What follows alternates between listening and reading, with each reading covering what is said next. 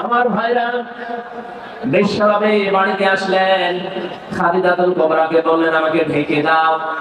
হযরতে খাদিজা ওইদিন তাকে সেই কয়টা কথা বলেছিলেন গুরুত্বপূর্ণ ছিল। প্রথম, ইন্নাকা লা তাসিলুর রাহিমা ওয়া তাহমিলুল কাল্লা ওয়া তাকসিবুল মা'দুমা। হে আমার স্বামী, হে কাসেমের পিতা, আপনি ভয় পাবেন না। কোন জ্যেষ্ঠ জিন পরী এগুলো আপনাকে ভয় দেখাতে পারে না, কারণ এই পৃথিবীতে আপনি মানুষের সম্পর্ক রক্ষা করে চলেন।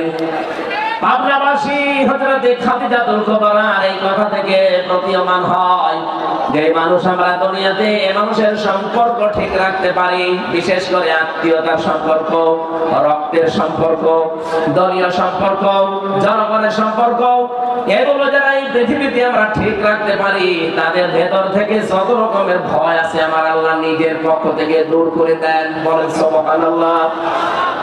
এই কথাটা জানাতে এই রজব মাসে বিশ্ব নবীকে এখান থেকে লক্ষ লক্ষ মাইল দূরের পথ ২৭টা বছর তাকে আল্লাহ নিজের কাছে রেখে মাত্র ১৪টা জিনিস তাকে শিখিয়েছিলেন। তার প্রথম নাম্বারে এই সম্পর্কটা রব্বুল আলামিন তাকে জানিয়ে দিলেন, ক্বাদা রাব্বুকা আল্লা তা'বুদু ইল্লা ইয়্যাহু ওয়া বিল ওয়ালিদাইনি ইহসানা।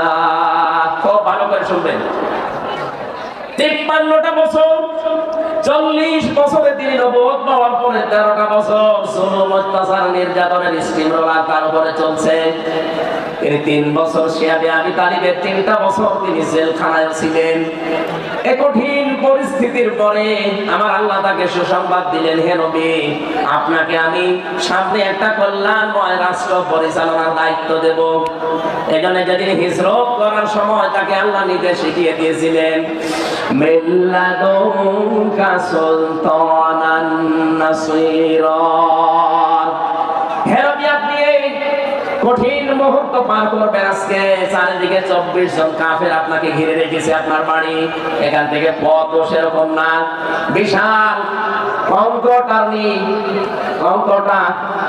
কাঁটাযুক্ত এরকম কঠিন একটা পথ আপনাকে পাড়ি দেওয়া লাগবে, প্রায় ৬০০ কিলোমিটারের মতো, ৪৫০ মাইল।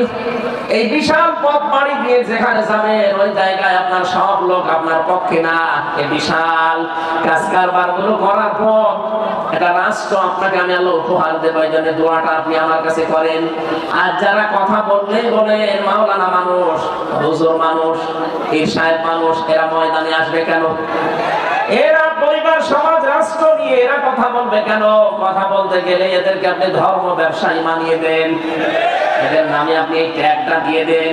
ভালো করে শোনেন, আল্লাহ নিজে নবীকে শিখিয়েছেন যে আমার কাছে দোয়া করেন যে একটা কল্যাণকর রাষ্ট্র ক্ষমতা আমাকে দাও যার ভেতরে তোমার সাহায্য থাকে।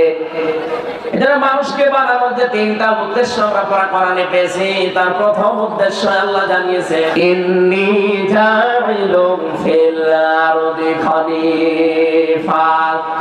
ফেরেশতাদেরকে আল্লাহ বলেছিলেন আমি পৃথিবীতে মানুষ পাঠাতে চাই। কি হিসাবে পাঠাবো? আমার খলিফা হিসাবে। খলিফা মানে প্রতিনিধি, খলিফা মানে, জবান করেন, খলিফা মানে কি? আল্লাহর যে কাজটা করার দরকার উনি না করে ওনার প্রতিনিধি পাঠিয়েছেন, সেইটাই আমরা। প্রতিনিধিকে আল্লাহ পাঠালেন কোথায়? জাইলুন ফিল আরদি, জমিনে। কোন জায়গায়? আরো জোরে বলেন। পাবনাবাসী জবান খুলে উত্তর দেবেন, আমরা কি আজ আল্লাহর খলিফা হিসাবে জমিনে আছি? জমিটা জালেমরা ফাঁকা পেয়েছে, এজন্য ১৮০ মাইল থেকে চালাচ্ছিল। হঠাৎ আমরা যখন জমিনে খাঙ্কা থেকে, বাজার থেকে, বিভিন্ন মাদ্রাসা থেকে, মসজিদ থেকে, বিভিন্ন ঘর বাড়ি থেকে যখন জমিনের ভেতরে এসে দাঁড়িয়েছি, জালেমরা তখন অলরেডি পালিয়ে গেছে।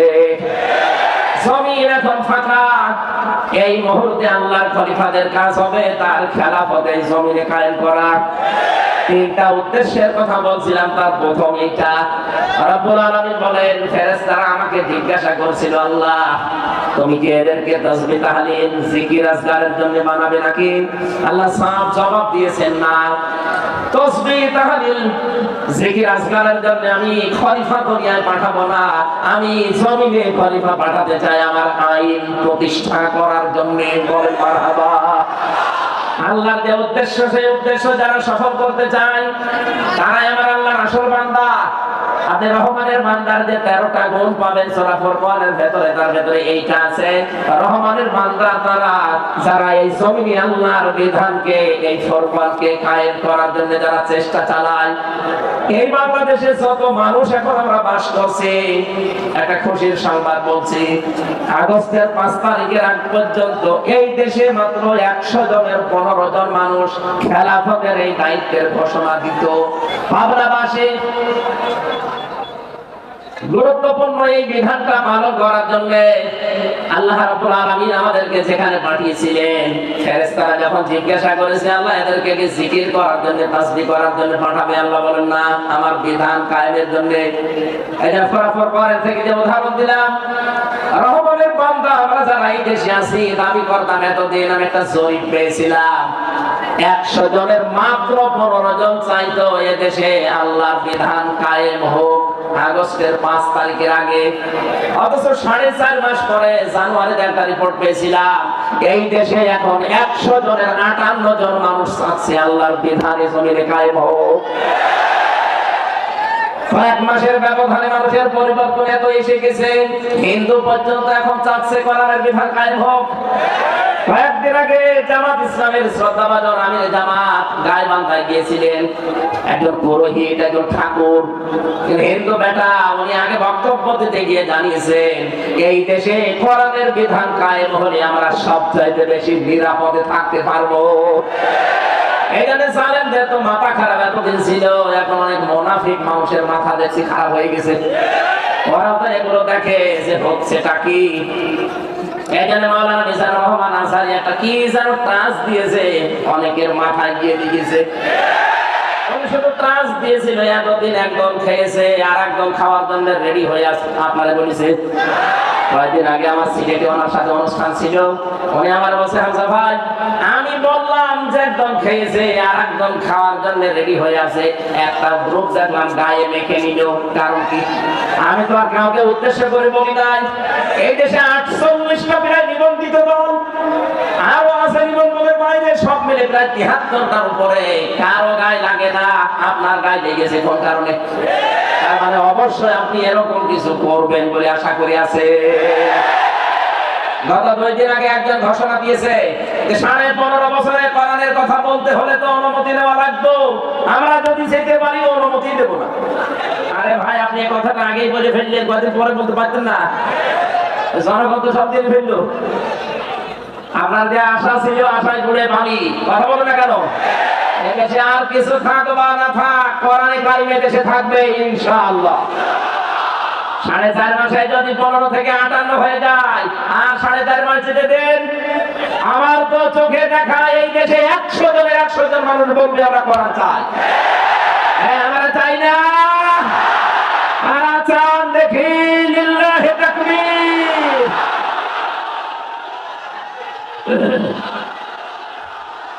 আলহামদুলিল্লাহ।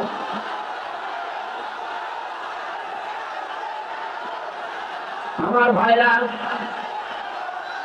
সবাই কথা বলছেন,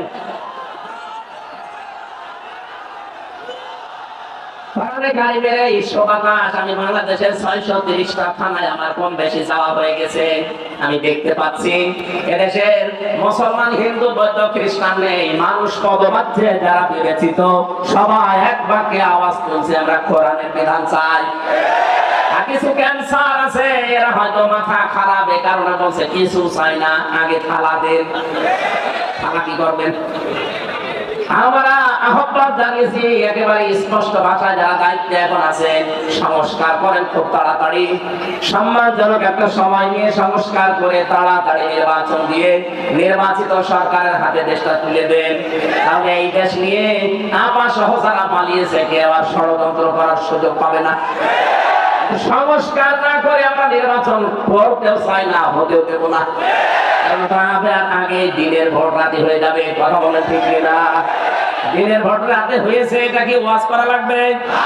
যারা করেছে আমার সাথে, এরকম একজন ওসি ছিল জেলখানায়, সে আমার নিজে বলেছে যদি আমরা দিনের ভোট রাতে করেছি। সুতরাং আমরা চাই 1728 জন এরকম চেয়ারে যারা বসে আছেন, এগুলো সব জালেমদের দোষর অথবা নিজেরাই জালেম। কথা বলে না কেন? এরা এই তিনটা টার্মে এই জালেমা জালেমদেরকে এরা টিকিয়ে রাখার জন্য সর্বাত্মক চেষ্টা চালিয়েছে। আমরা চাই খুব তাড়াতাড়ি ওদেরকে চেয়ার থেকে নামিয়ে এই 15.5 বছরে যারা বৈষম্যের শিকার ছিল তাদেরকে চেয়ারে বসান। কথা বলে না কেন? নয়তো ওইভাবে যদি আবার আমতা করে দিয়ে দেওয়া হয়, একবারে ডিক্লিয়ার দিয়ে দেবে 154 জন, দিনের ভোট রাতে হয়ে যাবে। আগে যা ছিল তাই, তাহলে তো ওরাই থাকা ভালো ছিল। এক লোক বিবাহ করার পরে বাসর রাত্রে এখন স্ত্রীর কাছে যায়নি, শাশুড়ি এসে বলছে বৌমা কি করবা জানি না, আমার কিন্তু নাতি চাই। বলছে মা আপনি সময় দেবেন না। ননদ বলছে ভাবি কি করবা জানি না, আমার কিন্তু ভাতিজা চাই। দাদি শাশুড়িকে বলছে কি করবা জানি না, আমাদের কিন্তু পুতি চাই। স্বামী এবার এসে বলছে বউ ঘুমিয়ে পড়ো, কিন্তু আমার বেবি চাই। স্ত্রী বলছে দাঁড়ান, আপনার বিশাল পাগলের বংশ, এখনো বাসরই হয়নি, এখনো বাসর হয়নি। এরপরে এর ভেতরে আপনার মা এসে চায় নাতি, আপনার দাদি এসে চায় পুতি, আপনার বোন এসে চায় ভাতিজা, আর আপনি এসে চাচ্ছেন বেবি। আমি এগুলো ডাউনলোড করে নিয়ে আসবো, সময় দেবেন না। আগে অন্তত বাসর হোক, অন্তত 10 মাস 10 দিন সময় দেন, তারপরে সে যা চেয়েছেন সবগুলো দেব, কিন্তু আমার 1টা বছর সময় দেওয়া লাগবে। কথা বলেন ঠিক কিনা? আরে ভাই যারা দায়িত্ব নিয়েছে এরা তো একটাও রাজনীতিবিদ না, সব ব্যবসায়ী, এক একজন এক এক দিকে। আপনি 1টা বছর সময় দিলেন না যে বেবি ডাক শুনবেন কি করে? এটা আমরা কাঙ্ক্ষিত মানের সময় দিতে চাই, সম্মানজনক সময় নিয়ে তারা খুব তাড়াতাড়ি সংস্কার করে এদেশে এমন জায়গায় নিয়ে যাক যেন আমার ভোট আমি দেব, যাকে খুশি তাকে দেব। কথা বলুন আমার ভাইরা, বিশ্বনবী মুহাম্মদ রাসূলুল্লাহ আল্লাহ রাব্বুল আলামিন তাকে ডাক দিয়ে বললেন হে নবী আপনি আমার কাছে এই দোয়াটা করেন যে আমি রাষ্ট্রীয় ক্ষমতা চাই। আর যারা এই দেশে এই কথা আহ্বান জানায় আপনাদেরকে যে আমরা রাষ্ট্রীয় ক্ষমতায় যেতে চাই, কারণ আমরা এই কোরআনে কারীমকে প্রতিষ্ঠা করতে চাই, ওদের মনের ভেতরে যদি দুনিয়ার কোনো কামনা বাসনা থাকে আপনি মাস্ক দিয়ে তার পেছনে থাকবেন না। কি বলা বুঝতেছে? কারণ এই মানুষগুলো অলরেডি শপথ নেওয়ার সময় আল্লাহকে কথা জানিয়ে দিয়েছে, ইন্না সালাতি ওয়া নুসুকি ওয়া মাহইয়ায়া ওয়া মামাতি লিল্লাহি রাব্বিল আলামিন। আমার নামাজ, আমার কুরবানি, আমার বেঁচে থাকা, আমার মরে যাওয়া আমি সব আল্লাহকে দিয়ে দিয়েছি। সুতরাং এই শপথ যারা পাঠ করে এই মানুষগুলো নিজের জন্য অন্তত কিছু করবে না। যদি করে সে মুনাফিক হয়ে কিয়ামতে উঠবে, কারণ সে আল্লাহর কাছে অঙ্গীকার দিয়েছে। কথা বলে না কেন? যারা অঙ্গীকার আবদ্ধ হয়েছে আপনি মাস্ক দিয়ে তাদের পেছনে থাকবেন, কারণ ওই মানুষগুলো তার জীবন মরণ নামাজ ত্যাগ দীক্ষা কোরবানি অলরেডি আল্লাহকে দিয়ে দিয়েছে, ঘোষণা দিয়েছে। সুবহানাল্লাহ আলহামদুলিল্লাহ লা ইলাহা ইল্লাল্লাহ লা ইলাহা ইল্লাল্লাহ মুহাম্মাদুর রাসূলুল্লাহ। পাবনাবাসী স্ত্রী অভয় দিচ্ছে এই কথা বলে যে আপনি ভয় পাবেন না, কারণ যারা সম্পর্ক ঠিক রাখে এদের ভেতরে কোনো ভয় আল্লাহ রাখে না। আজ বাংলাদেশে যারা সত্যি রক্তের সম্পর্ক, যারা আত্মীয়তার সম্পর্ক ঠিক রাখে আপনি তাদেরকে দেখবেন এই মানুষগুলো ভয় ভীতির ঊর্ধ্বে উঠে গেছে, এদের ভেতরে কোনো ভয় নেই। নবীজিকে 2 নম্বরে হযরতে খাদিজা বলেছিলেন তাহমিলুল কাল্লা, আপনি ভয় পাবেন না, আপনি তো মানুষের বোঝা বহন করেন, দুঃখের বোঝা, কষ্টের বোঝা, ঋণের বোঝা, আপনি এগুলো বহন করে দেন। এই দেশে যারা মানুষের বোঝাগুলো কাঁধে নিয়ে কষ্ট সহ্য করে নিজে কিন্তু অন্যকে বুঝতে দেয় না, আপনি দেখবেন তাদের ভেতর থেকে আল্লাহ বিভিন্ন ভয় দূর করে দিয়েছে। আর যারা মানুষকে বোঝা দিয়ে গেল, কষ্টের বোঝা, দুঃখের বোঝা, ঋণের বোঝা, তাদের ভেতরে কত রকমের ভয় আমার আল্লাহ চাপিয়ে দিয়েছে। কথা বলেন ঠিক কিনা? এত ভয় তাদের ভেতরে আল্লাহ ঢুকিয়েছে যে খাবার খাবে সে সময় ভয়কে পায়নি। এমনকি 5 মিনিট সময় দিয়েছে, তাও জনগণ তাকে দিতে চায়নি। তাড়াতাড়ি ভাগে, ভয়তে তাড়াতাড়ি ভেঙে গেছে। আমরা যদি আজ চোখের বোঝাগুলো দিয়ে না যেতাম, এই যে 2732 জন মানুষ মারা গেল, 2780 জনের উপরে এখন বিভিন্ন অঙ্গ প্রত্যঙ্গ হারিয়ে হাসপাতালে কাতরায়।